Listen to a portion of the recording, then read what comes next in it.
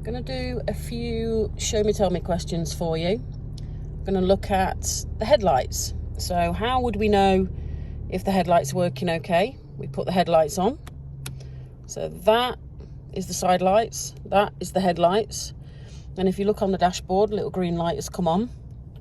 What you would do now is get out the car, walk around looking at the front headlights and the tail lights are working as well.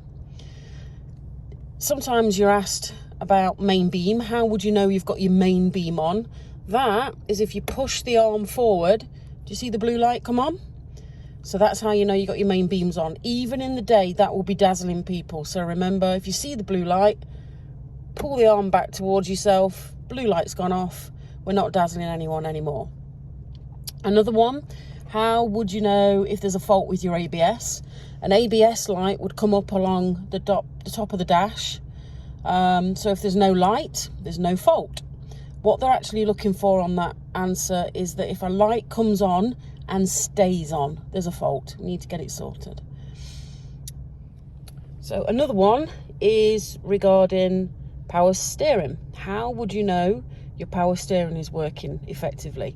So when the engine is on, and the engine is on at the moment, the steering should be light and easy to move. If we to turn the engine off, let the power steering fluid run away, the steering is heavy and will not move. So when the engine is on, it's light and easy to move. When the engine is off, it is heavy and will not move. And I'll show you that again by putting the engine back on. Watch.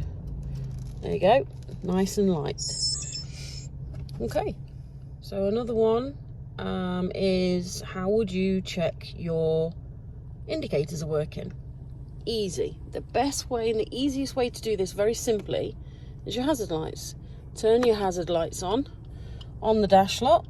It illuminates both sides at the same time, and it's the same relay for your indicators. It just makes life so much easier.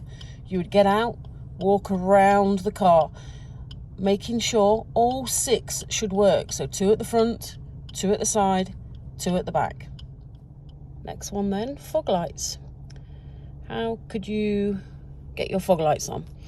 First, it's foggy. You're going to need your headlights on. Whenever it's misty, whenever it's foggy, straight away get those headlights on. Little green light. To get the fog lights on, they're all specific to each car. In mine, it's this little switch. So the first little twist puts a green one on. That's the front fog light. Second little twist flicks back, but noticed it's put a little amber light. That's the rear fog light. We need these when visibility is seriously reduced. In obvious words, to make people so they can see us, basically. So to turn them off, twist again to get that back one off, and then twist the actual control off to turn them all off. So I'll do it again in a minute, and then headlights back off. Fog lights won't work if you haven't got the headlights on. So it's a misty, horrible day, headlights on. You need your fog lights on because visibility is seriously reduced. Front fog, rear fog. To turn them off, repeat the process. Rear fog, turn them off. Back to automatic. Other questions are to do with how would you check your reverse lights are working? How would you check your brake lights are working? Really easy. The brake lights, though, you would press the brake and use something shiny and reflective to see out of the centre mirror to see if it's coming back at you, showing you the lights.